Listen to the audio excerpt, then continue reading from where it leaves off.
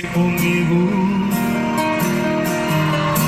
E hoje está fazendo um ano. Aqui no meu calendário ainda está marcando o dia e o mês. Foi a primeira vez. E o que me prometeu, será que se esqueceu de todos os nossos planos, nossos filhos, nosso apartamento, da nossa lua de mel, do nosso casamento?